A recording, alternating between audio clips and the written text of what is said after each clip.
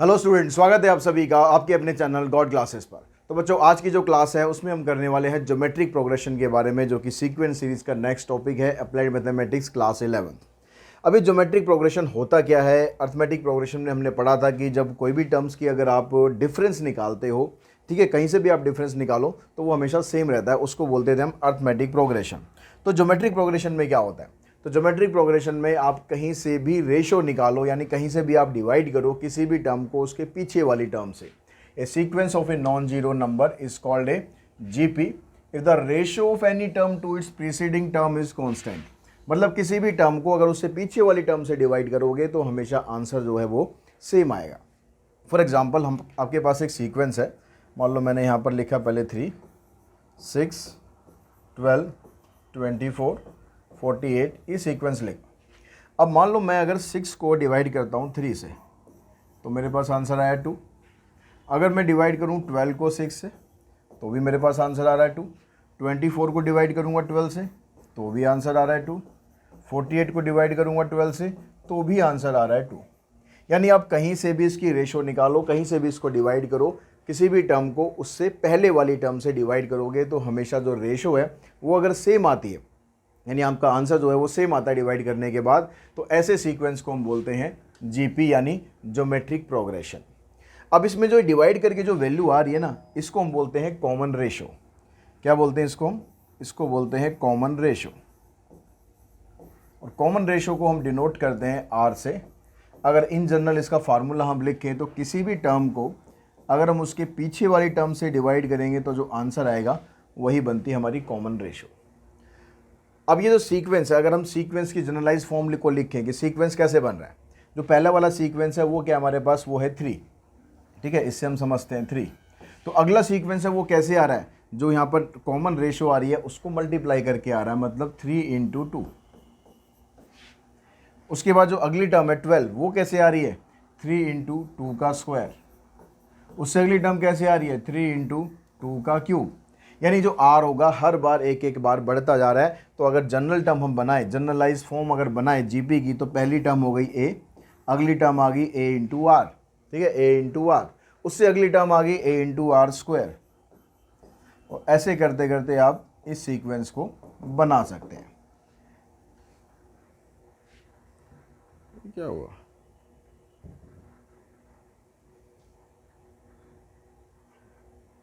क्या हुआ? Double tap करने पर चलो, तो यहाँ पर ये हमारे पास ये सीक्वेंस बन गया एक जनरलाइज फॉर्म में। अब जनरलाइज फॉर्म में सीक्वेंस बन गया तो इसकी जनरल टर्म भी होगी कुछ ना कुछ। जनरल टर्म कैसे बनाएंगे, जैसे हमने एपी में बनाते थे। तो जनरल टर्म के लिए आप यहाँ पर जो सीक्वेंस बनता जा रहा है ना उसको समझो। जो पहली टर्म है उसमें तो आर है ही नहीं, आप ये कह सकते हो आर की पावर 0 है। जो सेकेंड टर्म है उसमें आर एक बार आ रहा है, टर्म सेकेंड आर एक बार।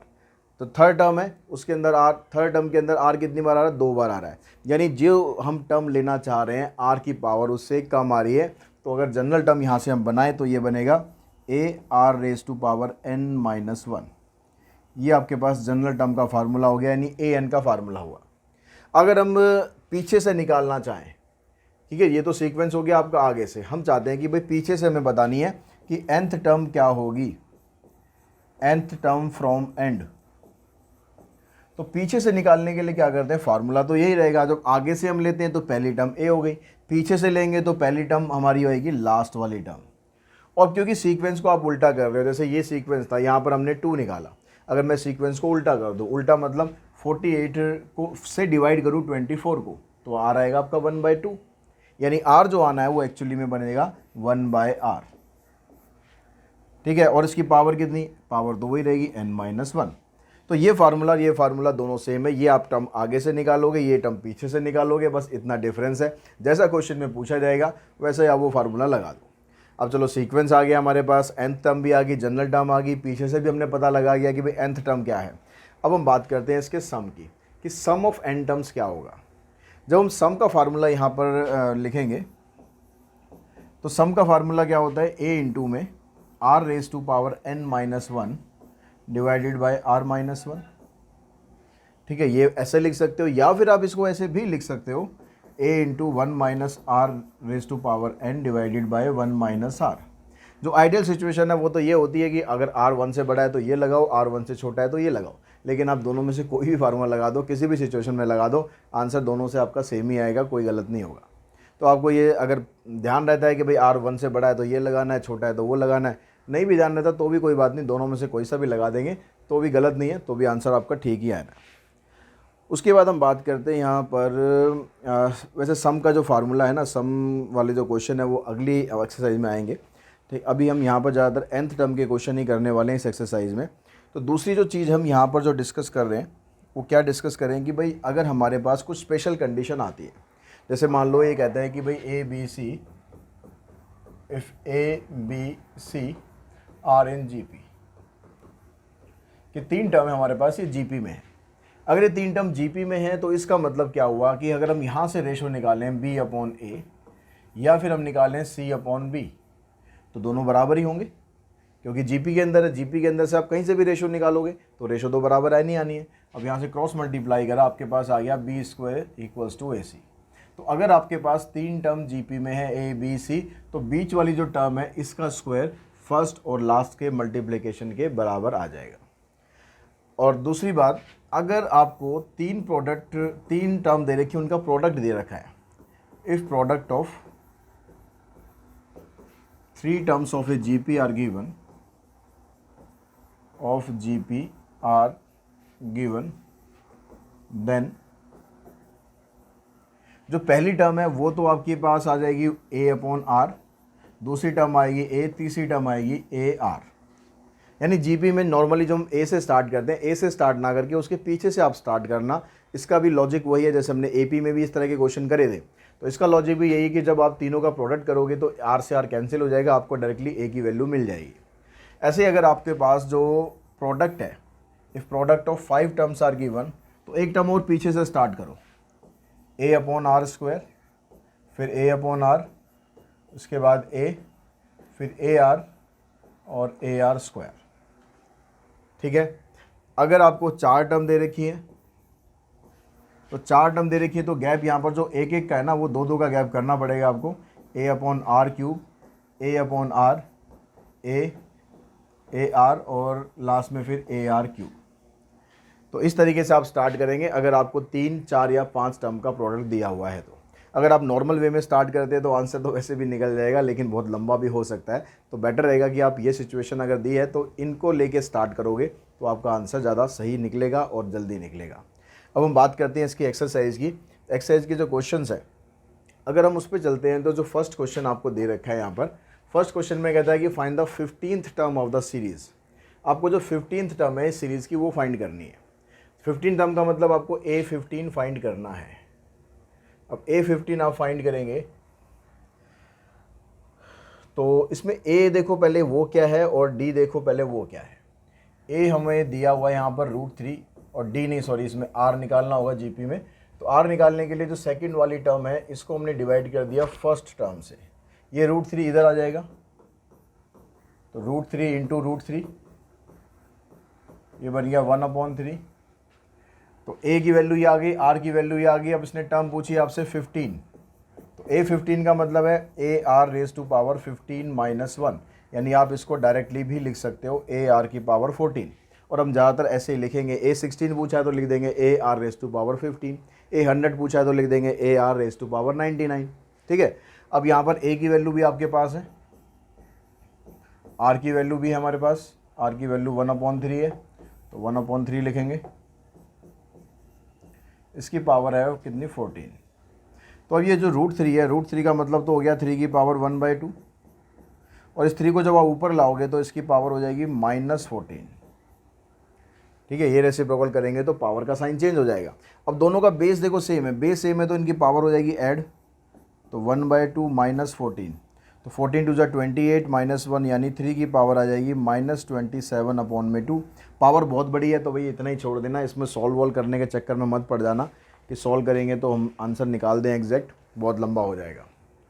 सेकंड पार्ट में भी आपको इसी तरीके से करना है, वो आप खुद ट्राई कर सकते हैं। थर्ड पार्ट की अगर हम बात करें, थर्ड पार्ट में ये सीक्वेंस है तो A की वैल्यू तो आ गई 3 और R की वैल्यू आ गई -6/3 यानी -2। अब कहते हैं यहाँ पर find the 6th term from the end.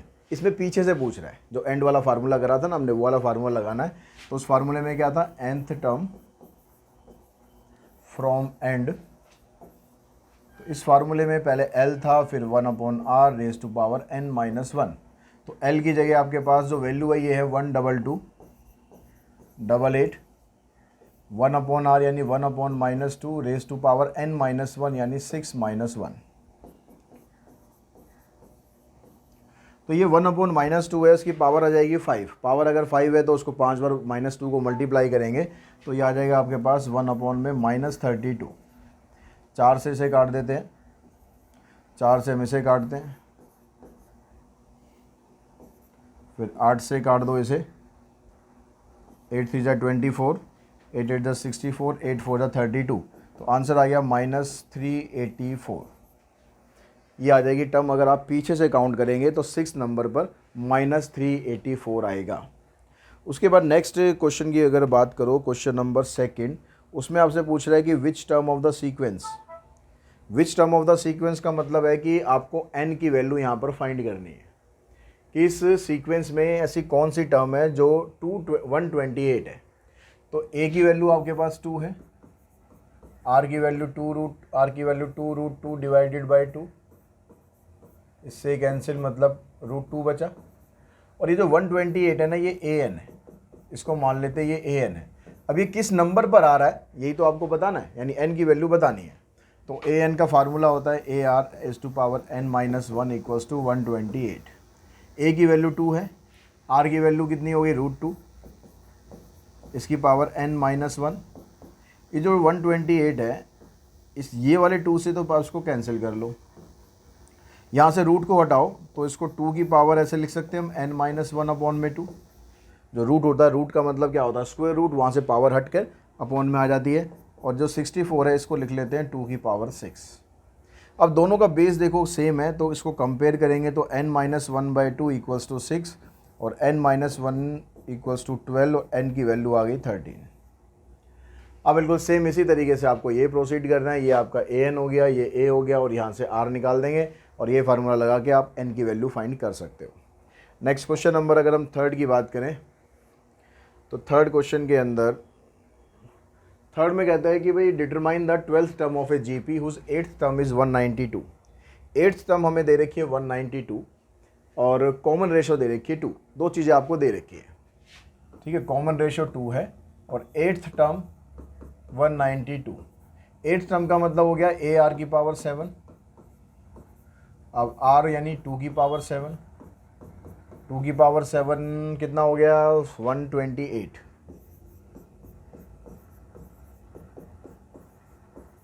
अब 4 से हम इसे काटते हैं, 16 से और काट देंगे, 16 2 32, 16 3 48। तो a की वैल्यू आ गई आपके पास 3/2। a आ गया। अब ये पूछता है कि भाई 12th टर्म क्या है, तो 12th टर्म मतलब A R raise to power 11।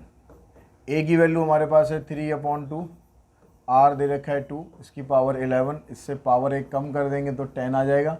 तो ये बन गया 3 इंटू में 2 की पावर 10। 2 की पावर 10 होता है 1024। इसको इससे मल्टीप्लाई करोगे तो आंसर आ जाएगा 3072। क्वेश्चन नंबर 4 में कह रहा है कि जीपी है, थर्ड टर्म दे रखी है 24, सिक्स टर्म दे रखी है 192। दो टर्म आपको दे रखी है, कौन कौन सी। थर्ड टर्म दे रखी है 24, सिक्स टर्म दे रखी है 192। तो A3 का मतलब हो गया AR² और इसका मतलब हो गया AR की पावर 5। अब यहाँ से A और R की वैल्यू निकालने के लिए क्या करो, दोनों को आप डिवाइड कर दो, चाहे किसी को भी आप ऊपर रख लो। मान लो मैं इसको ऊपर रख लेता हूँ और इसको यहाँ से मैं डिवाइड कर दूँ, तो A से A कैंसिल, R की पावर यहाँ से कैंसिल, 3 बच गया। यहाँ से इसको काट लेते हैं, कितने पे कटेगा, 6 से काट लेते हैं, 6 4 ज़ा 24, 6 3 ज़ा 18, 6 2 ज़ा 12 और ये कट गया 8 पर। तो नीचे आ रहा है 1/ में r³, नीचे आ रहा है 1/ में 8, दोनों को रेसिप्रोकल कर देते हैं तो r³ की वैल्यू आ गई 8, यानी r की वैल्यू आ गई 2। अब r की वैल्यू निकाल लिया आपने, इसको आप यहाँ पर पुट कर दो, a इंटू में r की पावर 2 इक्वल्स टू 24। तो ये बनेगा आपके पास 4। तो ए की वैल्यू आ गई 6, ए आ गया 6, आर आ गया 2, कह रहा 10th टर्म बता दो। तो 10th टर्म का मतलब हो गया A R raise to power 9, A की वैल्यू 6 और आर की वैल्यू 2 की पावर 9। 2 की पावर 9 का मतलब हो गया 512।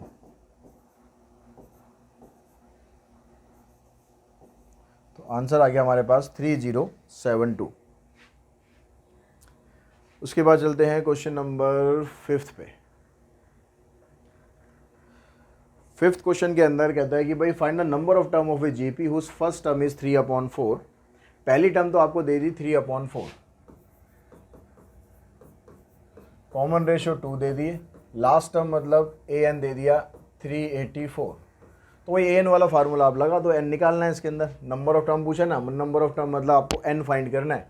तो A R raise to power N -1 equals to 384। A की जगह 3/4 है, आर की जगह 2 की पावर n-1। तो 2 की पावर n-1 को तो आप यहीं पर रहने दो, 4/3 को इधर ले आओ और इसको कैंसिल करो जितना कर सकते हैं।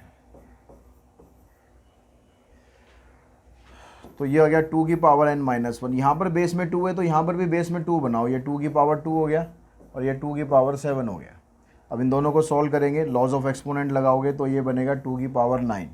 दोनों साइड को कंपेयर करते हैं तो n-1 9 के बराबर आ गया, यानी n की वैल्यू आ गई 10। उसके बाद नेक्स्ट क्वेश्चन नंबर 6 में, क्वेश्चन नंबर 6 में कहता है कि find the value of x such that, x की वैल्यू फाइंड करनी है। जो टर्म्स है ना वो जीपी में है।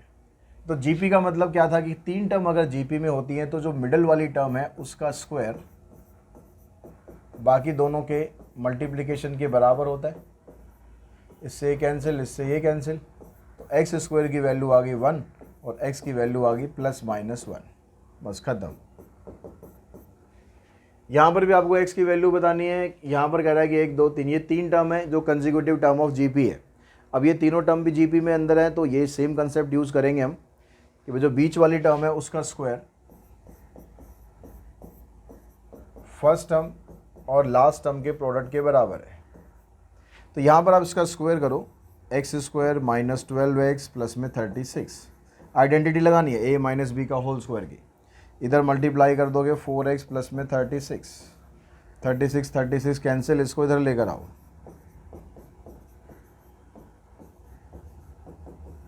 तो ये बन गया x² - 16x, x कॉमन निकालो। तो एक x की वैल्यू तो 0 होगी और एक x की वैल्यू होगी +16। अब x की वैल्यू आप 0 तो यहाँ पर ले नहीं सकते। अगर हम x की वैल्यू 0 लेते हैं लेकिन यहाँ तो x इसके बाद प्लस करेंगे तो 9 हो जाएगा, -6 हो जाएगा। ठीक है, ले सकते हैं, 0 भी ले सकते हैं, बस ये टर्म 0 नहीं आनी चाहिए, क्योंकि 0 को अगर आप मल्टीप्लाई करते जाओगे किसी भी टर्म से तो फिर वो 0 ही रह जाना है। तो यहाँ पर 0 कोई टर्म नहीं आएगी। आप x + 9 x - 6 इसकी जगह आप 0 पुट करेंगे तो यहाँ पर 9 आ जाएगा, फिर -6 आ जाएगा, फिर यहाँ पर 4 आ जाएगा। ठीक है, और अगर 16 पुट करोगे तो उससे भी आंसर निकल जाएगा, यानी दोनों आंसर यहाँ पर आपके पॉसिबल हैं। उसके बाद नेक्स्ट क्वेश्चन पे चलते हैं, क्वेश्चन नंबर 7th क्वेश्चन में कहता है कि the 5th 8th and 11th term of GP are this and this. आपको 3 टर्म दे रखी है। 5th टर्म के बारे में कह रहा है कि ये टर्म दे रखी है आपको P, और 8th टर्म दे रखी है Q, और 11th टर्म दे रखी है आपको S। आपको ये शो करना है कि वो Q² PS के बराबर है। तो A5 का मतलब हो गया, इसको हम ऐसे लिख सकते हैं AR की पावर 4, इसको लिख सकते हैं AR की पावर 7, इसको लिख सकते हैं AR की पावर 10। तो P को और S को अगर मल्टीप्लाई करें, इसका मतलब फर्स्ट और थर्ड को अगर मल्टीप्लाई करें तो AR की पावर 4 इंटू AR की power 10 equals to P into S। तो ये बन गया आपके पास A² R की पावर 14। अब यहाँ पर 2 अगर हम बाहर निकाल दें ऐसे AR की पावर 7 का होल स्क्वायर, तो कोई गलत तो नहीं है, यहाँ पर निकाल सकते हैं ऐसे तो हम। अब यहाँ पर जो AR की पावर 7 है ये क्या है, ये तो Q है, तो इसकी जगह आप Q पुट कर दो, तो आंसर आ गया आपका Q² इक्वल्स टू PS, और यही तो आपको शो करना था, तो ये आपने इस तरीके से प्रूव कर दिया। If ABC are in AP, यहाँ पर ये 3 टर्म AP में है। अब जीपी एपी हम ऑलरेडी पढ़ चुके हैं, तो ऐसा नहीं कि भाई जीपी वाले क्वेश्चन में अब एपी का कंसेप्ट नहीं आएगा, आता रहेगा बीच बीच में। तो एपी में अगर 3 टर्म होती हैं तो जो बीच वाली टर्म है उसका सम इन दोनों के सम के बराबर होता है। अब आपको शो करना है कि ये तीनों टर्म जीपी में है। अब ये तीनों टर्म जीपी में तब हो सकती हैं जब बीच वाली टर्म का स्क्वायर बाकी दोनों के प्रोडक्ट के बराबर हो जाए। तो जो बीच वाली टर्म है इसका स्क्वायर निकाल के देखो क्या इन दोनों के प्रोडक्ट के बराबर आ रहा है या नहीं आ रहा। तो 3 की पावर b का अगर हम स्क्वायर करेंगे तो ये आएगा 3 की पावर 2b, क्योंकि पावर की पावर होती है तो फिर क्या करते हैं हम दोनों को आपस में मल्टीप्लाई कर देते हैं। अब यहाँ 2b की वैल्यू तो हमारे पास a प्लस सी है, तो 3 की power a plus C, laws of exponent लगाओ, ये आ जाएगा 3 की पावर a इंटू 3 की पावर c। तो जो बीच वाली टर्म है इसका स्क्वायर इन दोनों के प्रोडक्ट के बराबर आ गया। इसका मतलब ये तीनों की तीनों टर्म जीपी में है। 3 की पावर a, 3 की पावर b, 3 की power c are in GP. Next question पे चलते हैं, क्वेश्चन नंबर 9। ये आप अभी पीछे क्वेश्चन करा था हमने जीपी का, उसी तरीके से इसको आप ट्राई करेंगे। जो बीच वाली टर्म है उसका स्क्वायर इन दोनों के प्रोडक्ट के बराबर आ जाएगा। क्वेश्चन नंबर 10 देखिए। 10 में कहता है कि a की पावर x, b की पावर y, c की power z such that a, b, c are in GP and x, y, z are unequal positive integer, then show that this is equals to this. तो यहाँ पर a की power x और b की power y और c की power z ये तीनों बराबर हैं, और साथ में कह रहा है कि भाई a, b, c जीपी में है। तो यहाँ से तो रिजल्ट ये आ गया कि जो b का स्क्वायर है ये a इंटू सी के बराबर है। अब यहाँ से अगर हम इसको लेके चलें कि इसने कहा a की पावर x, b की पावर y और c की पावर z है, किसके बराबर है, हमने मान लिया है k के बराबर है। तो यहाँ से हम a की पावर x को k के बराबर भी रख सकते हैं, b की पावर y को k के बराबर रख सकते हैं, और c की पावर z को भी k के बराबर रख सकते हैं। यहाँ से a की वैल्यू निकालो। अब a की वैल्यू निकालने के लिए इस x को हटाना पड़ेगा। x को हटाएंगे कैसे, 1/x कर दो पावर को। अब इधर 1/x करेंगे तो इधर भी तो 1/x हो गया, तो यहाँ से तो हट गया और यहाँ पर 1/x आ गया। तो a की वैल्यू होगी k की पावर 1/x। ऐसे b की वैल्यू निकालेंगे तो ये आ जाएगी k की पावर 1/y, और c की वैल्यू निकालेंगे k की पावर 1/z। अब क्योंकि हमारे पास ये रिलेशन अवेलेबल है ऑलरेडी, उसने बताया हुआ है कि ये तीनों जीपी में है, तो इसका मतलब अगर हमारे पास b स्क्वायर और ac दोनों बराबर हैं तो b की जगह तो हम ये वैल्यू पुट कर देते हैं, k की पावर 1/y इसका होल स्क्वायर, a की जगह ये आ गया और c की जगह ये आ गया। तो पावर की पावर होगी तो दोनों आपस में हो जाएंगे मल्टीप्लाई, तो k की पावर आ गई 2/y, इधर दोनों मल्टीप्लाई में है तो इनकी पावर को आप ऐड कर दो, k की पावर 1/x प्लस 1/z। अब इसका बेस भी k है, इसका बेस भी k है, दोनों साइड्स को आप कंपेयर करोगे तो 2/y is equals to 1/x plus 1/z के बराबर आ गया। यही हमें करना था, यही हमारा आंसर आ गया।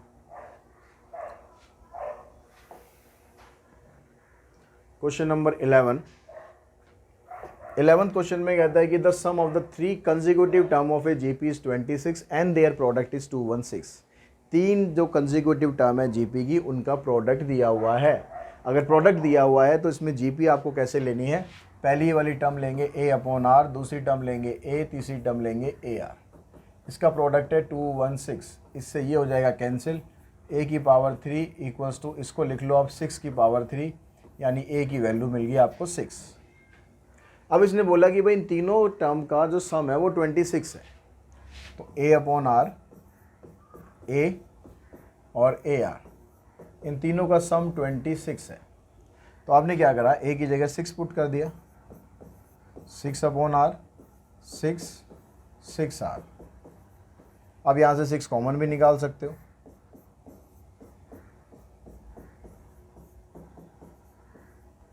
यहाँ पर एलसीएम लेते हैं हम, r एलसीएम आ गया 1 + r + r², और इधर आ गया ये 26/6। इसको हमने कैंसिल करा, इससे क्रॉस मल्टीप्लाई करो, 3 को इनसे करते हैं तीनों से, तो 3 + r, 3 + 3r + 3r² equals to 13r। अब जो 13r है ना, इसको भी इधर ले आओ और स्टैंडर्ड फॉर्मेट में लिखो इसको। तो ये बना 3r² minus 10r plus 3। Splitting middle term करेंगे तो 9 के फैक्टर आ जाएंगे, एक -9 और एक -r। इनमें से 3r कॉमन निकालो, r -3, यहाँ से -1 कॉमन, r -3। तो एक तो आ गया आपके पास r -3 फैक्टर, एक आ गया 3r -1, यानी r की वैल्यू 3 भी हो सकती है और r की वैल्यू 1/3 भी हो सकती है। अब ये कहता है कि फाइंड द कॉमन रेशो, वो तो हमने निकाल दी, and the terms of GP. और ये जीपी की जो 3 टर्म थी वो क्या है, तो इसके लिए हमारे पास a की वैल्यू है 6 और r की वैल्यू है 3। इन दोनों को आप यहाँ पर पुट करो। पहली टर्म थी a/r, तो जीपी क्या बनेगा, a/r, उसके बाद a, फिर a/r। तो इधर से ये कैंसिल, तो जीपी बना तुम्हारे पास 2, 6 और 18। अगर आप r को उल्टा कर दो, 1/3 कर दो, तो सीक्वेंस तो यही बनेगा, बस क्या होगा, उल्टा कर देना है। 18 पहले आएगा, 6 बाद में आएगा और उसके बाद 2 आ जाएगा। तो यहाँ पर दिखा के if a = 6, r = 1/3, then GP is पहले 18, फिर 6 और उसके बाद 2। तो ये 3 टर्म हमारे पास आ जाएंगी, 2, 6, 18 और 18, 6, 2।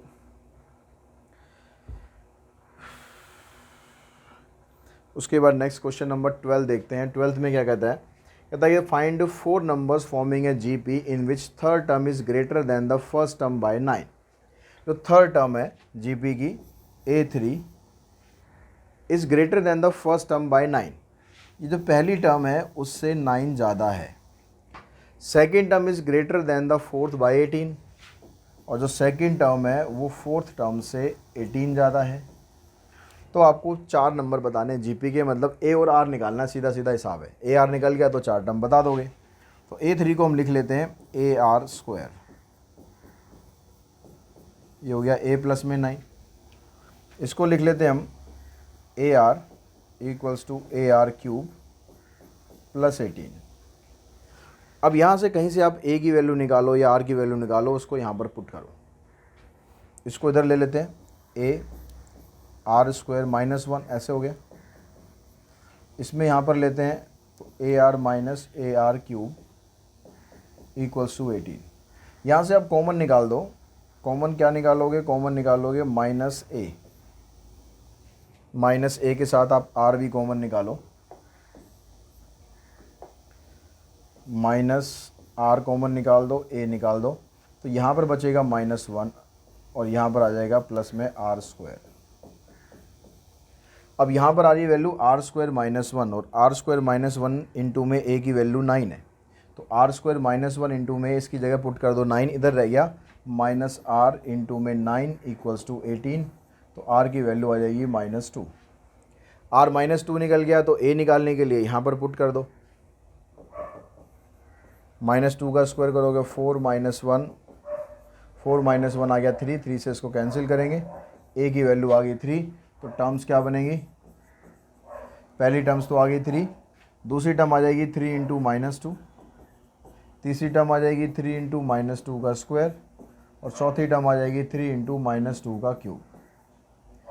तो 3 -6 12 और -24, ये 4 टर्म हमारे पास बनेंगी, 3 -6 12 और -24। क्वेश्चन नंबर 13 में कहता है कि the 3 positive numbers form an increasing GP. 3 positive numbers हैं जो इंक्रीजिंग जीपी में है, मतलब जीपी बढ़ रही है। तो हमारे पास पहला नंबर हो गया a, फिर दूसरा आ गया ar, फिर आ गया ar², ये जीपी में है। अब ये कहता है कि if the middle term of the series, middle term मतलब ये ar, इसको अगर हम डबल कर दें तो सीक्वेंस जो है वो AP में बनेगा। यानी ये कह रहा है कि भाई a और इसका डबल हो गया 2ar और ar², ये एक AP है। Find the common ratio of the GP, तो GP की कॉमन रेशियो आपको बतानी है। तो ये अगर AP है तो जो बीच वाली टर्म है उसका डबल बाकी दोनों के सम के बराबर आएगा। तो ये आ गया 4ar, यहाँ से a कॉमन निकाल दो, 1 + r², इस a से a कैंसिल, इसको भी आप इधर ले जाओ तो इधर रहेगा 0, इधर आ गया 1 + r² - 4r। तो इसको स्टैंडर्ड फॉर्म में लिखते हैं, तो पहले आएगा are square minus 4r plus में 1 इक्वल्स टू 0। अब इसमें स्प्लिटिंग करोगे ना आप, या क्वाड्रेटिक फार्मूला ही लगाना पड़ेगा आपको, स्प्लिटिंग तो होगी नहीं क्योंकि 1 के फैक्टर तो ऐसे आएंगे नहीं जिससे 4 आ जाए। तो आप इसमें क्वाड्रेटिक फार्मूला लगाओ। क्वाड्रेटिक फार्मूला होता है minus B plus minus B square minus 4ac upon में 2a। एक्स की जगह यहाँ पर आर है, तो b की वैल्यू -4 है, तो यहाँ -4 आ गया। b का स्क्वायर करोगे तो 16, 4 इंटू ए इंटू सी, यानी 4 into 1 into 1 divided by 2a। a की वैल्यू आ गई 1। तो ये हो गया माइनस माइनस प्लस, इधर से आ गया 16 माइनस 4 12 डिवाइडेड बाई 2। 12 के आप पेयर बनाओगे तो ये आ जाएगा 2√3, और 2 ऊपर से कॉमन निकाल दो।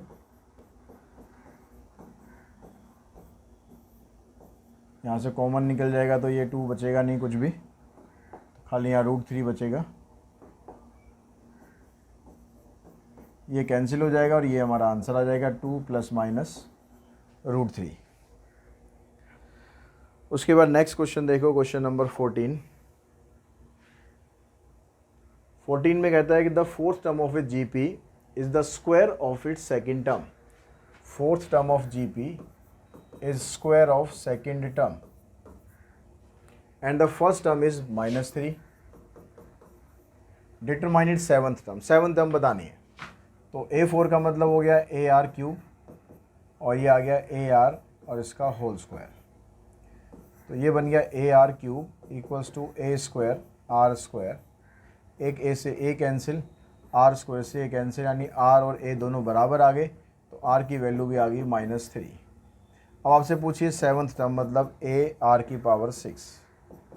तो A भी -3 है, R भी -3 है, तो -3 की पावर 1 इधर 6 इधर 7 आ गया। तो इसको सॉल्व करोगे आ जाएगा -2187।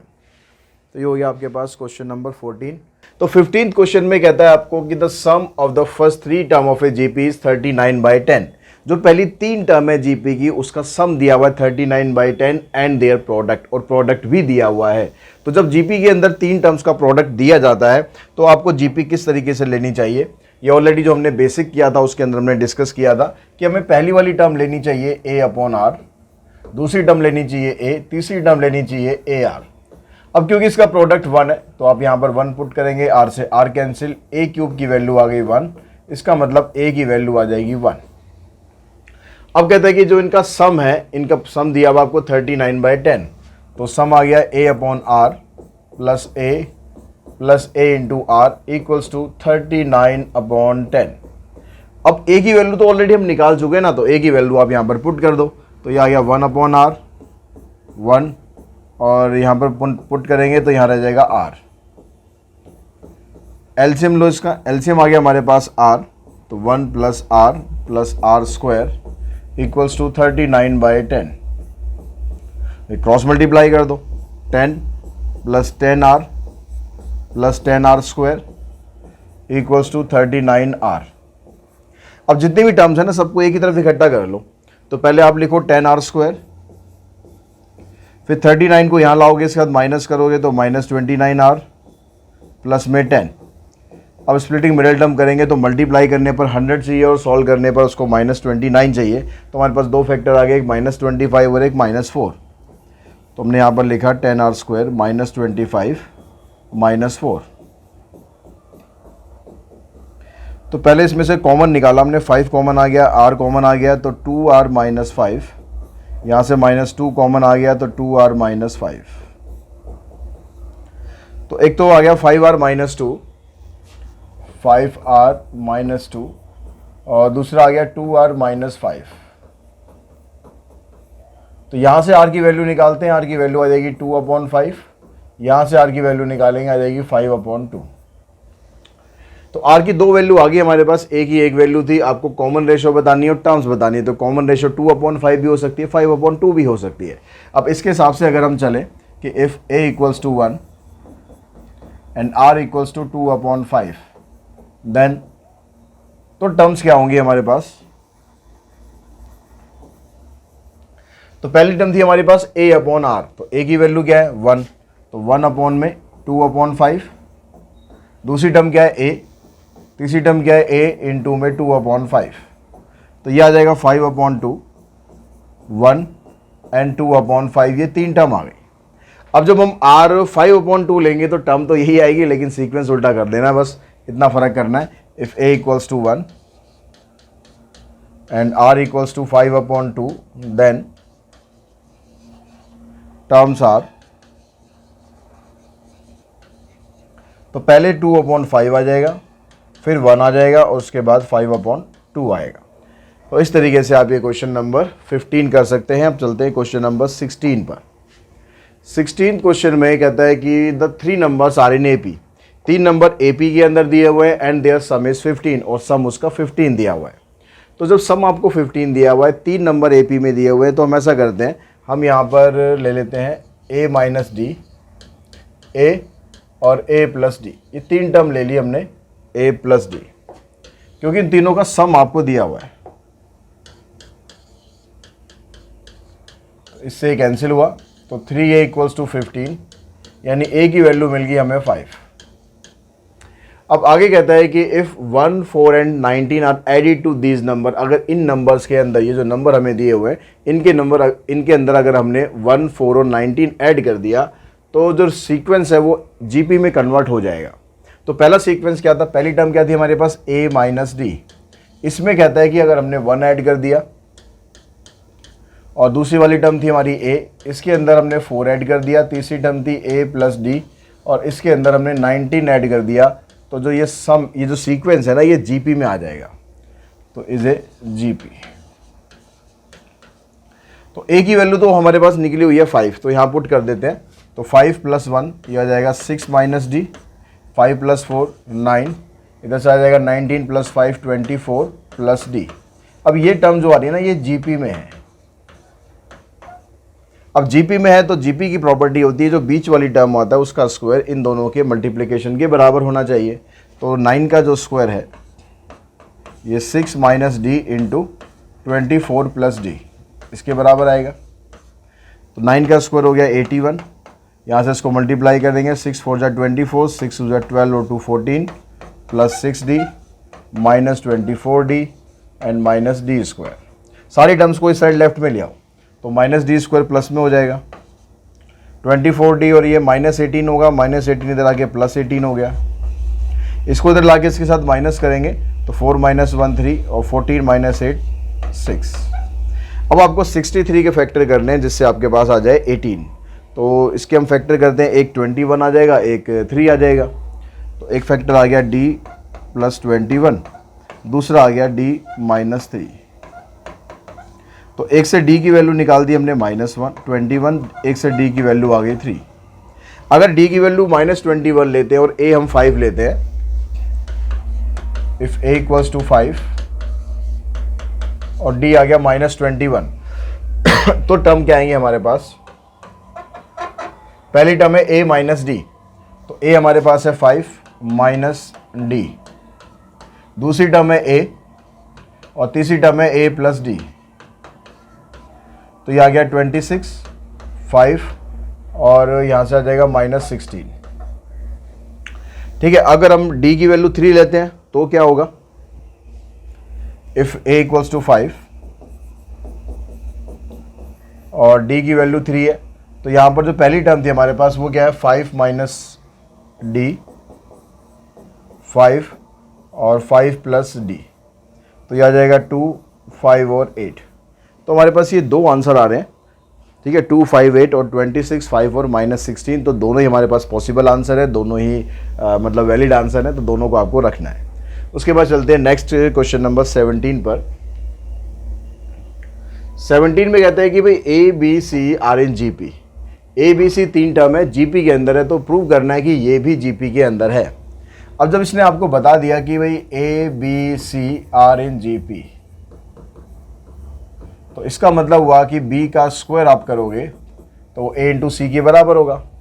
अगर मैं यहाँ पर इसका ऐसे कर दूँ, b का स्क्वायर की मैं पावर 3 कर दूँ, इधर भी पावर 3 कर दी, इधर भी पावर 3 कर दी, तो हम इसको ऐसे भी तो लिख सकते हैं, 3 को मैंने अंदर ले लिया और स्क्वायर को बाहर ले लिया, और ये हो गया a क्यूब c क्यूब।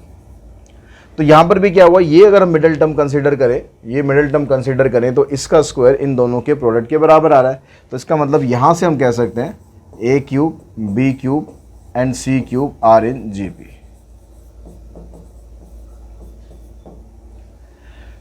अगर अब यहाँ पर देखें, अगर यहाँ से जो मिडिल वाली टर्म है उसका स्क्वायर इन दोनों के प्रोडक्ट के बराबर आ रहा है नहीं आ रहा है, ये चेक कर लेते हैं। तो मिडिल वाली टर्म है उसका कर देते हैं स्क्वायर, AB प्लस BC, इसका हमने करा स्क्वायर। तो यहाँ से B देखो कॉमन आ रहा है, B को आप बाहर निकाल दो, A प्लस C, इसका करा हमने स्क्वायर। तो ये बन गया B स्क्वायर इंटू में A प्लस C का होल स्क्वायर, ऐसे आ गया। अब क्योंकि B स्क्वायर की वैल्यू हमारे पास क्या है, AC है, तो हम यहाँ पर पुट कर देते हैं इसको, B स्क्वायर की जगह पुट कर देते हैं AC। अंदर आ गया आपके पास A प्लस C का स्क्वायर। अब यहाँ पर ये आ गया आपके पास, क्या क्या नाम ने, जो बीच वाली टर्म है उसका स्क्वायर करने पर ये आ गया।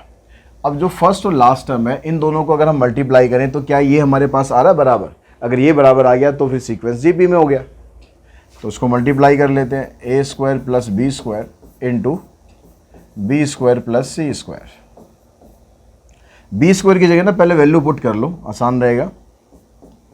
तो B स्क्वायर की जगह हमने पुट कर लिया AC, और यहाँ पर भी पुट कर दिया हमने AC। अब यहाँ से आप पहले वाली ब्रैकेट से A कॉमन निकाल दो, अंदर रहेगा A प्लस C। दूसरे वाली ब्रैकेट से C कॉमन निकाल दो, अंदर रहेगा A प्लस C। अब A इंटू C, ये बाहर आ गया आपके पास, A प्लस C आ गया A प्लस C का होल स्क्वायर। तो ये दोनों टर्म सेम आ गई, तो यानी ये इसका स्क्वायर करने पर इन दोनों के प्रोडक्ट के बराबर आ रहा है। तो इसका मतलब ये वाला सीक्वेंस भी GP में आ गया। उसके बाद नेक्स्ट क्वेश्चन पे चलते हैं। नेक्स्ट में क्वेश्चन नंबर 18, यहाँ पर कह रहा है ABCD RN GP, चार टर्म आपको दे रखी है। तो जब ऐसे चार टर्म आपको दे रखी हो ABCD GP के अंदर, तो उसमें आपको क्या करना चाहिए? आपने बताया कि भाई ABCD GP के अंदर है। अब GP में कॉमन रेशो आप निकालोगे तो वो बराबर आनी चाहिए। तो कॉमन रेशो चाहे आप A/B निकाल लो, चाहे B/A निकाल लो, जैसे मर्जी निकाल लो, मतलब सीक्वेंस एक जैसा रखना है। अगर मैं यहाँ से A/B ले रहा हूँ तो दूसरी रेशो यहाँ से आएगी B/C, यहाँ से आएगी C/D। अगर आप इसको उल्टा कर देते हो B/A, C/B, D/C, तो भी तो बराबर ही है ना, रेशो बराबर ही आएगी अगर सारा रेसिप्रोकल कर दोगे। तो आप जैसे मर्जी लिख सकते हो। अब इसको हमने मान लिया K के बराबर, तो यहाँ से हम पहले इसकी वैल्यू निकालते हैं। अगर मैं B को यहाँ मल्टीप्लाई करूँ तो A की वैल्यू बनेगी B के, फिर B की वैल्यू निकालेंगे, यहाँ पर आ जाएगा C के, और C की वैल्यू निकालेंगे तो आएगा D के। अब ये सारी जो टर्म वैल्यू हमने निकाली है ना, किसी एक टर्म के अंदर आपको कन्वर्ट कर लेना है। तो जैसे यहाँ पर C की वैल्यू D के निकली थी, इसको मैं यहाँ पर पुट कर देता हूँ, तो ये बन जाएगा, C की जगह D के रखेंगे तो ये बनेगा D के स्क्वायर। इस D के को यहाँ पर पुट कर देते हैं, तो A की वैल्यू बन गई D के क्यूब। अब A की वैल्यू भी D के में आ गई, B की वैल्यू भी D के में आ गई, C की वैल्यू भी D के में आ गई, और D तो फिर D है ही। अब आपको ये दिखाना है कि ये वाली जो तीनों टर्म्स हैं ये GP के अंदर है। तो ये GP के अंदर है, तो इसका मतलब इन दोनों की रेशो और इन दोनों की रेशो निकालोगे तो वो बराबर आनी चाहिए, ठीक है। या फिर आप वही कंसेप्ट यूज़ करो कि जो बीच वाली टर्म है इसका स्क्वायर निकाल लेते हैं और इन दोनों का प्रोडक्ट निकाल लेते हैं, वो बराबर आना चाहिए। जैसे मर्जी आप कंसेप्ट यूज़ कर सकते हो। अब यहाँ B और C की जगह आपने जो वैल्यू निकाली हुई ना, ये पुट कर दो। B स्क्वायर का मतलब होगा इसका स्क्वायर करके रखना है, तो ये हो जाएगा D स्क्वायर K की पावर 4। C स्क्वायर का मतलब इसका स्क्वायर करो, D स्क्वायर K स्क्वायर, और फिर इसका है होल स्क्वायर। तो यहाँ से देखो D स्क्वायर कॉमन निकल गया, K स्क्वायर कॉमन निकल गया, अंदर क्या रह गया? यहाँ रह गया आपके पास K स्क्वायर प्लस 1, और इसका आ गया होल स्क्वायर। अब स्क्वायर से यहाँ पर स्क्वायर करेंगे आप, D की पावर आ जाएगी 4, K की पावर आ गई 4, और ये हो गया K स्क्वायर प्लस 1 का होल स्क्वायर। अब आप निकालो इन दोनों का प्रोडक्ट, इसका और इसका प्रोडक्ट। तो ये बना आपके पास A square plus B square, C square plus D square. तो यहाँ पर आपको A की जगह वैल्यू पुट करनी है। A की जगह आप रखेंगे D के क्यूब, D के क्यूब स्क्वायर करेंगे तो ये पावर 6 हो जाएगी। फिर B स्क्वायर मतलब इसका स्क्वायर करके रखना है, D स्क्वायर K की पावर 4। फिर सी स्क्वायर, डी स्क्वायर के स्क्वायर कर दो और लास्ट में है डी स्क्वायर। तो जो पहले वाली ब्रैकेट है इसमें से आपने डी स्क्वायर कॉमन निकाल दिया, के की पावर 4 कॉमन निकाल दिया, यहाँ रह गया के की पावर 2 प्लस 1। तो दूसरी ब्रैकेट है उसमें से डी स्क्वायर कॉमन आ गया, ये आ गया के स्क्वायर प्लस 1। अब डी स्क्वायर ये और डी स्क्वायर ये, डी की पावर बन गया 4, के की पावर भी है 4 और ये बन गया के स्क्वायर प्लस 1 का होल स्क्वायर। तो ये टर्म और ये टर्म दोनों बराबर आ गई, इसका मतलब ये वाली टर्म्स जो है वो जीपी में है। अब इसी तरीके से आप यहाँ पर इसको प्रूव करेंगे। यहाँ भी जो ये बी सी आ रहा है ना, बी सी सी ए और बी, इसकी जगह बस आप ये वैल्यू डाल देना तीनों। ये जो हमने वैल्यू निकाली है, ये वाली वैल्यू, ये वाली वैल्यू और ये वाली, और इसको आप सिंप्लीफाई करेंगे तो आपका जो वैल्यू है वो इसके बराबर आ जाएगी। तो उसके बाद हम नेक्स्ट क्वेश्चन पे चलते हैं। क्वेश्चन नंबर 19 में यहाँ कहता है कि the number of bacteria in a culture doubles every hour, कि जो बैक्टीरिया है ना वो हर घंटे के अंदर डबल हो जाते हैं। स्पीड उनकी ऐसी है कि हर घंटे के अंदर वो डबल हो रहे हैं। If there were 30 bacteria present in the culture originally, अगर 30 बैक्टीरिया जो है वो स्टार्टिंग में थे, यानी ए की वैल्यू होगी 30 और वो डबल होते जा रहे हैं, मतलब रेशो उनकी बढ़ती जा रही है, डबल होती जा रही है। तो how many bacteria will be present at the end of second hour. ये बोल रहा है कि भाई सेकेंड आवर के एंड के बाद, सेकेंड आवर के एंड के बाद मतलब आपको यहाँ निकालना है A3, A2 मत निकाल देना, क्योंकि जो A1 है वो पहले स्टार्टिंग में हो गया। जब एक घंटा ख़त्म होगा तो जो अगली वैल्यू आएगी वो होगी A2। जब दूसरा घंटा ख़त्म होगा, सेकेंड आवर ख़त्म होगा तो वैल्यू आएगी A3। तो eight the end of second hour ये क्या बनेगा, number of bacteria at the end of second hour. तो एक्चुअली में ये वैल्यू बनेगी A3, और A3 को हम कैसे लिख सकते हैं, AR स्क्वायर। तो A की वैल्यू आपके पास है 30, R की वैल्यू है 2, तो ये आ जाएगा आपके पास 120। तो 120 बैक्टीरिया बढ़ जाएंगे। उसके बाद जो दूसरी वाली टर्म है उसमें क्या कर रहा है, at the end of fourth hour. तो सेम कंसेप्ट यूज करो, at the end of fourth hour, 4 घंटे खत्म होने के बाद जो वैल्यू आएगी वो आएगी A5, यानी आ जाएगा AR की पावर 4। तो A आ गया 30 और 2 की पावर 4, ये आ जाएगा 480। उसके बाद जो दूसरी टर्म है फिर क्या कर रहे हैं यहाँ पर, at the end of nth hour. तो nth आवर में आपको बताना है number of bacteria at the end of nth hour. तो nth आवर का मतलब हो गया ये बनेगा AN+1। तो फार्मूले में आएगा ARN। A की वैल्यू 30, R की जगह 2 की पावर n। अब 2 की पावर n को आप सॉल्व नहीं कर सकते तो उसे ऐसे ही रहने देना, बस आगे कुछ नहीं करना है। उसके बाद नेक्स्ट क्वेश्चन है हमारे पास, क्वेश्चन नंबर 20। कहता था length of A sides of A triangle form A GP। जो ट्राइंगल की साइड्स है ना वो GP बना रही है। If the perimeter of the triangle is 37, और पेरीमीटर ट्राइंगल का 37 है, पेरीमीटर का मतलब हो जाएगा तीनों साइडों का सम आपको दे दिया, ठीक है। अब and the shortest side is of length 9, find the length of the other 2 side. जो छोटी वाली साइड है यानी हम उसको कंसिडर कर लेते हैं A, ठीक है। ये ट्राइंगल हो गया, ट्राइंगल की जो साइड है वो एक तो A हो गई। अब क्योंकि GP बना रही है तो दूसरी AR होगी और तीसरी AR स्क्वायर होगी। अब क्योंकि आपको तीनों का पेरीमीटर दे दिया है, पेरीमीटर 37 है, पेरीमीटर का मतलब होता है कि तीनों साइड्स का सम। अब इसमें से आपको जो शॉर्टेस्ट साइड है, शॉर्टेस्ट साइड क्या है हमारी, हमने A ले रखी है, तो शॉर्टेस्ट साइड आपको दे रखी है 9।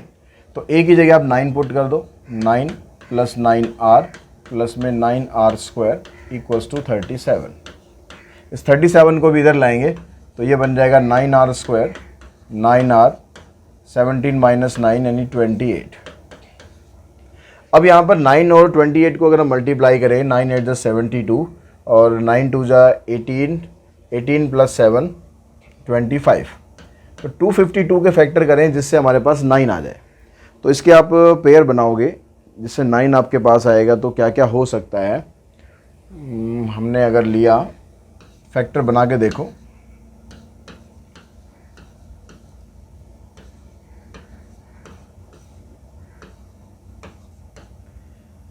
नाइन आना चाहिए हमारे पास। 3 2 जा 6, 6 2 जा 12, तो 21 माइनस 12, 21 में से 12 माइनस करेंगे तो 9 आ जाएगा। तो एक फैक्टर आ गया 21, एक फैक्टर आ गया 12।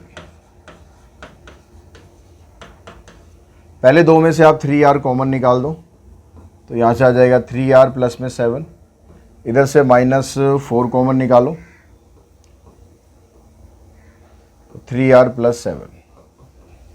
तो एक फैक्टर आया 3r माइनस 4, दूसरा फैक्टर आया 3r प्लस 7।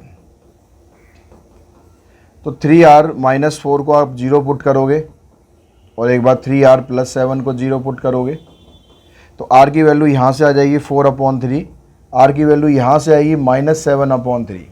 अब ये वाली जो वैल्यू है ये एग्जिस्ट नहीं करेगी। क्यों नहीं करेगी? क्योंकि a की वैल्यू तो आपके पास 9 है, इसको जब आप इसमें मल्टीप्लाई करोगे तो सेकंड वाली जो साइड है वो नेगेटिव आ जाएगी, और ट्रायंगल की साइड नेगेटिव हो सकती है क्या? बिल्कुल भी नहीं होगी। तो इसका मतलब ये वाली वैल्यू आप कैंसिल कर दो, r आपके पास 4/3 है, तो साइड आपकी क्या क्या बनी? जो पहले वाली साइड है ये तो आपके पास है 9, जो दूसरी साइड है वो क्या बन जाएगी? a इंटू आर, यानी 9 इंटू 4/3, ये सेकंड साइड आ गई। और जो थर्ड साइड है ये सारी सेंटीमीटर में है, तो लास्ट में आंसर आपको सेंटीमीटर में ज़रूर लगा देना। फिर AR² है, तो 9 इंटू में 16/9, तो ये साइड आ गई आपके पास 16। तो 9, 12 और 16। उसके बाद नेक्स्ट क्वेश्चन नंबर 21 पे चलते हैं। 21 में कहता है an insect population is growing in such a way that the each generation is 2.5 times as large as the previous one. यानी जितनी जनरेशन पहले थी उसका 2.5 टाइम्स जो है लार्ज सेकंड जनरेशन हो गई। ठीक है, तेजी से बढ़ रही है। तो यानी आर आपको दे दिया इसने 2.5। If there are 10,000 insect in the first generation, पहली जनरेशन के अंदर इतने इंसेक्ट थे, तो ये हो गया आपका ए। तो how many are there in the fifth generation, तो फिफ्थ जनरेशन में कितने होंगे, यानी A5 आपको निकालना है। तो सीधा सीधा फार्मूला लगा देना, आंसर इसका निकल जाएगा। नेक्स्ट क्वेश्चन पे हम चलने वाले हैं। The population of a country, population of a country is 114 million at present, अभी इतनी पॉपुलेशन है। If the population is growing at the rate of 10% per year, हर साल जो पॉपुलेशन है वो 10% के रेट से बढ़ जाती है। Then what will be the population of the country in 5 year, तो कंट्री की जो पॉपुलेशन है 5 साल के अंदर कितनी हो जाएगी। तो अभी जो स्टार्टिंग में जो पॉपुलेशन है ना वो आपके पास कितनी है, 114 है। अब अगली बार क्या होगा, जो 10% है इसका उतनी पॉपुलेशन और बढ़ जाएगी। तो इसका मतलब जो सेकंड आपके पास टर्म आएगी उसके हिसाब से अगर हम देखें तो यहाँ पर आपको ना फार्मूला अमाउंट वाला लगा देना है। अमाउंट वाला फार्मूला जो हम लगाते हैं कंपाउंड इंटरेस्ट में, वही फार्मूला आपको लगा देना है। तो उसके हिसाब से जो सेकंड टर्म है, तो फार्मूला क्या होता है, वो जब हम अमाउंट का फार्मूला लगाते हैं तो प्रिंसिपल 1 प्लस में रेट अपॉन में 100 रेज टू पावर n, ये फार्मूला हम लगा देते हैं। तो यहाँ पर आपके पास पॉपुलेशन कितनी है, स्टार्टिंग में इतनी है और इस रेट से बढ़ रही है, तो 10%। एक साल लगा उसको, अभी इतनी थी, एक साल बाद पॉपुलेशन इतनी हो गई। ठीक है, तो यहाँ पर पावर आ गई 1, तो ये आ गया 10 and 1 11, 114, 11/10 में यानी 1.1 आप लिख सकते हो। ऐसे अगर हम अगले साल की पॉपुलेशन देखेंगे तो आ जाएगी हमारे पास 114, 1.1 की पावर 2।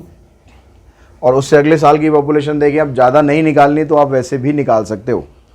ठीक है, आप वैसे भी निकाल सकते हो। A4 निकालेंगे 1.1 की पावर 3 और A5 निकालेंगे 114, 1.1 की पावर 4। अब इसको अगर आप सिंप्लीफाई करोगे तो आपका आंसर आ जाएगा।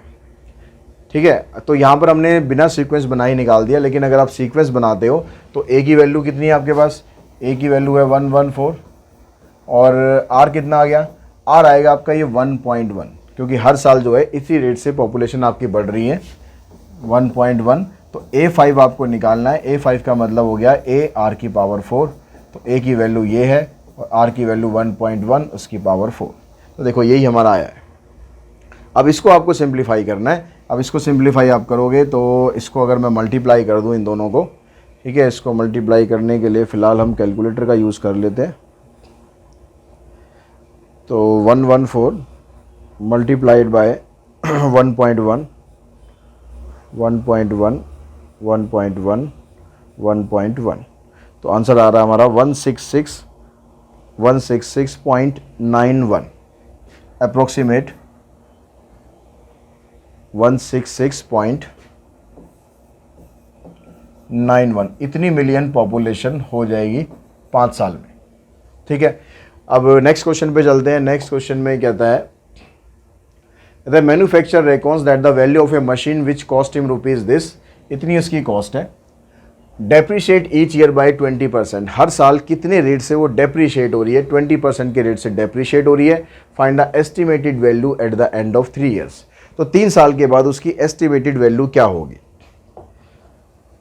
तो देखिए अभी जो वैल्यू है उसकी वो है 56,200, ये आपके पास 56,200 है।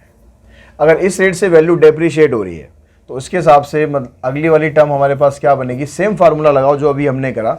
अमाउंट हमारे पास इतना है और इस बार वैल्यू डेप्रीशिएट हो रही है, डेप्रीशिएट हो रही है इसलिए प्लस की जगह हमने माइनस का साइन लगाना है। 20% के हिसाब से डेप्रीशिएट हो रही है, इसकी पावर होगी 1। यहाँ से हम इसको कैंसिल करते हैं तो 5 - 1 4, तो ये आएगा आपके पास 4/5, यानी ए की वैल्यू आपकी ये है और आर की वैल्यू होगी 4/5, ये आप कह सकते हो। और eight the end of 3 years, 3 साल खत्म होने के बाद, 3 साल खत्म होने के बाद क्या होगा, 1 साल खत्म होने के बाद तो वैल्यू इतनी हो रही है, तो 3 साल खत्म होने के बाद A4 आपको निकालना है। तो A4 निकालना है, उसके लिए हमारे पास फार्मूला बन गया है AR3।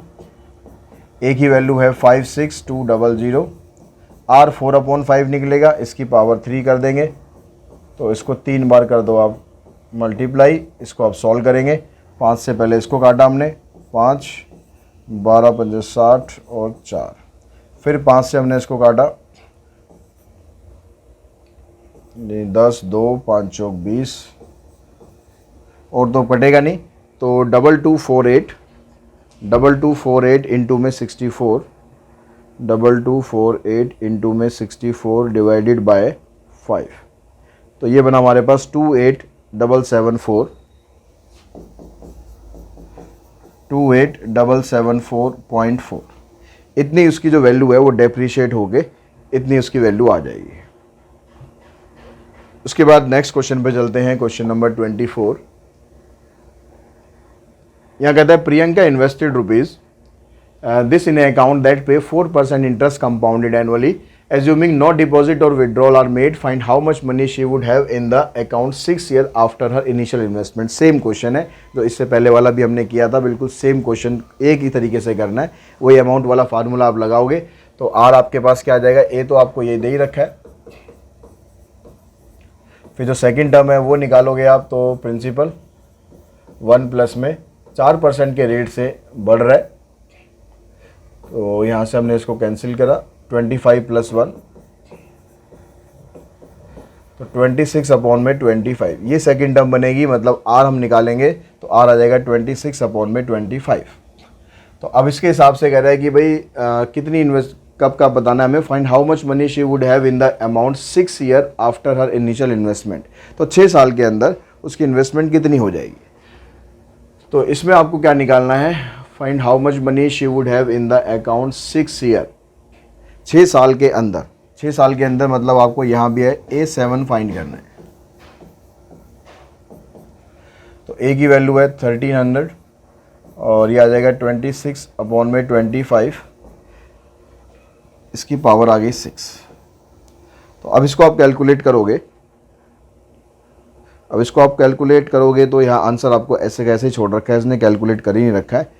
ठीक है, तो अच्छी बात है, पावर अगर ज़्यादा आ रही है तो कैलकुलेट मत करो, बस इसको डेसिमल में लिख दिया। इसको 26 को आप डिवाइड करोगे 25 से तो आ जाएगा 1.04 और इसकी पावर आ गई 6। ये आपका टोटल अमाउंट आ जाएगा। और इसी के साथ ही जो एक्सरसाइज है वो हमने कंप्लीट करी है 6.4। और आज की इस वीडियो में इतना ही करते हैं, जल्दी मिलते हैं एक्सरसाइज 6.5 में। Thanks to all of you.